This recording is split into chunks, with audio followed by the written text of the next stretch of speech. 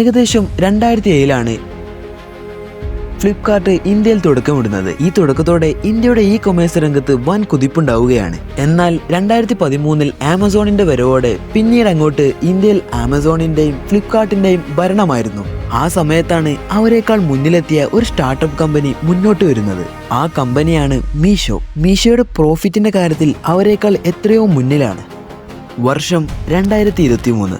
ഇന്ത്യയിൽ ഫ്ലിപ്കാർട്ടിനും ആമസോണിനും വലിയ രീതിയിൽ നഷ്ടം സംഭവിക്കുകയാണ്. എന്നാൽ മീഷോ കുതിച്ചുകൊണ്ടേയിരിക്കുന്നു. ആ രണ്ട് കമ്പനീസും 11 വർഷം കൊണ്ട് നേടിയത് മീഷോ വെറും 8 വർഷം കൊണ്ട് മറികടന്നു. ഈ സമയത്ത് ഇന്ത്യയിൽ ഉയർന്നു വന്ന ചോദ്യം, ഫ്ലിപ്കാർട്ടിനും ആമസോണിനും മറികടന്ന് മീഷോ എങ്ങനെ ഇത്ര ലാഭം കൊയ്തു? ഏതൊരു ന്യൂനതയാണ് മീഷോ മുതലെടുത്തത് എന്ന ചോദ്യമാണ്. ഫ്ലിപ്കാർട്ട് ആമസോണും പ്രധാനമായി ഉപയോഗിച്ചിരുന്ന സ്ട്രാറ്റജി ആയിരുന്നു ടയർ 1 സിറ്റിസൺ. ഇത് ടൗൺ ഏരിയസിനെ തുണച്ചെങ്കിലും വില്ലേജ് ഉള്ളവർക്ക് ഇത് ബുദ്ധിമുട്ടായിരുന്നു. മാത്രമല്ല ഇന്ത്യയിൽ വെറും 8% മാത്രമാണ് ടയർ 1 സിസ്റ്റത്തിലുള്ളത്. ബാക്കി മുഴുവനും ടയർ 2 ടയർ 3 ഉള്ളവരാണ്. ബാക്കി 92% ആളുകളും ചെറിയ രീതിയിൽ ബിസിനസ് ചെയ്യുന്നവരോ ചെയ്യാൻ ആഗ്രഹിക്കുന്നവരോ ആണ്. ഈ ഒരു വിടവ് മനസ്സിലാക്കി സഞ്ജീവ് ഭർണവും വിഡിറ്റ് ആത്രയും കൂടിയുള്ള 2 എഞ്ചിനീയർമാർ ഒരു സ്റ്റാർട്ടപ്പ് കമ്പനി തുടങ്ങുന്നു. വാട്സപ്പിൽ ഗ്രൂപ്പുകൾ ഉണ്ടാക്കി ഡ്രസ്സുകൾ, സാധനങ്ങൾ, ഇത്തരം ചെറുകിട സംരംഭങ്ങൾ ലക്ഷ്യമാക്കിക്കൊണ്ട് ഇതിനായി ഒരു സംരംഭം തുടങ്ങാൻ അവർ പ്ലാൻ ചെയ്യുന്നു. അങ്ങനെയാണ് ഇവർ ആദ്യമായി ഫാഷൻ എയർ തുടങ്ങുന്നത്. അതായത് ഒരു ഏരിയ കേന്ദ്രീകരിച്ച് കടകളിൽ അവരുടെ സാധനങ്ങൾ എത്തിച്ചു കൊടുക്കുന്നു. ഇതുകൊണ്ട് ചെറിയ കടകളിൽ നിന്ന് തന്നെ ബ്രാൻഡഡ് ആയിട്ടുള്ള സാധനങ്ങൾ ലഭ്യമാക്കുക എന്ന ലക്ഷ്യത്തോടെയാണ് ഇവർ ഇത് ആരംഭിച്ചത്.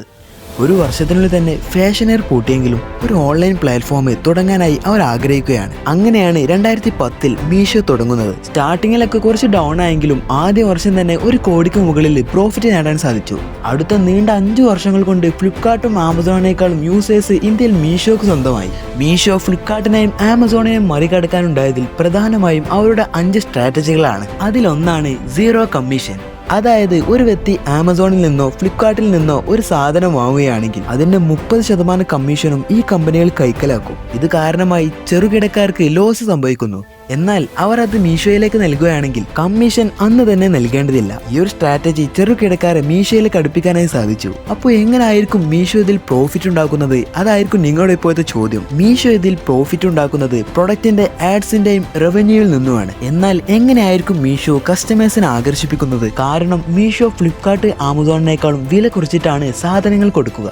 കാരണം അവിടെ കമ്മീഷൻ ഇല്ല. മറിച്ച് അതേ സാധനം ആമസോണിൽ നിന്നോ ഫ്ലിപ്കാർട്ടിൽ നിന്നോ വാങ്ങുകയാണെങ്കിൽ സെല്ലറിന്റെ പ്രോഫിറ്റിന് വേണ്ടി കമ്മീഷന്റെയും പൈസ കൂട്ടിയാണ് അവർ പ്രൈസ് നിശ്ചയിക്കുക. അങ്ങനെ വരുമ്പോൾ ആമസോണിന്റെയും ഫ്ലിപ്കാർട്ടിനേക്കാളും ഇരട്ടി വില കുറവായിരിക്കും മീഷോയിൽ. ഇന്ത്യയിൽ മെജോറിറ്റി പീപ്പിളിന്റെയും മാസം വരുമാനം എന്നത് 25,000-ന് താഴെയാണ്. അതുകൊണ്ട് തന്നെ ഓൺലൈൻ ഷോപ്പിംഗിൽ അവർ മീഷോയെ സ്വീകരിക്കുന്നു. സുഹൃത്തുക്കളെ, വീഡിയോ ഇഷ്ടമായെങ്കിൽ വീഡിയോ ലൈക്ക് ചെയ്യാനും നമ്മുടെ ചാനൽ സബ്സ്ക്രൈബ് ചെയ്യുന്ന കാര്യത്തിൽ പരിഗണിച്ചേക്കണേ.